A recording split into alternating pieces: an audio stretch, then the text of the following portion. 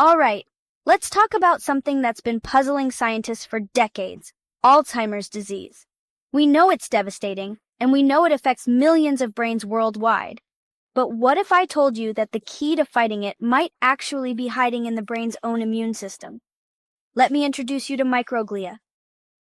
Picture these guys as tiny, dedicated custodians in your brain. Their job? Cleaning up cellular junk, dead cells, and making sure things run smoothly. Most of the time, they're the good guys, keeping your brain healthy. But here's where it gets interesting. In people with Alzheimer's, microglia start acting very differently. A 2023 study published in cracked open this mystery even further. Researchers from the University of Washington and some other top institutions got their hands on brain samples from people with and without Alzheimer's. They used a technique called single-nucleus RNA sequencing. Basically, it lets scientists spy on individual brain cells and see which genes are turned on or off. Super high-tech stuff. What they discovered was wild. They found not just one, but 10 different types, or clusters of microglia, all based on how their genes behave. And get this, 3 of those clusters had never even been seen before. One of the new clusters, in particular, was much more common in Alzheimer's patients. This type of microglia was primed for inflammation and cell death. Basically, they were ready to sound the alarm and start a fire instead of putting it out. So why is that a problem?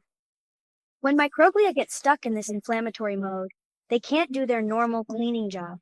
Instead, they start pumping out damaging molecules and actually make things worse for brain cells. It's like the janitors have gone from cleaning up spills to smashing windows. Definitely not what you want happening upstairs.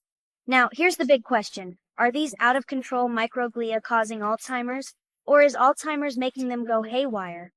Even the scientists aren't totally sure yet, but they think if they can figure out what causes microglia to switch types, or maybe even push them back into their protective mode, they might be able to slow down or stop the disease. And that's exciting, because past attempts to fight inflammation in Alzheimer's with broad medications haven't really worked. It turns out you can't just tell all the microglia to calm down. You need to talk to the right ones in the right way.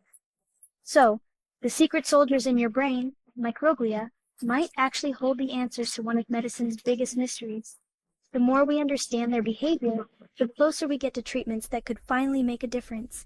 Stay curious, and don't forget, sometimes the tiniest cells make the biggest impact.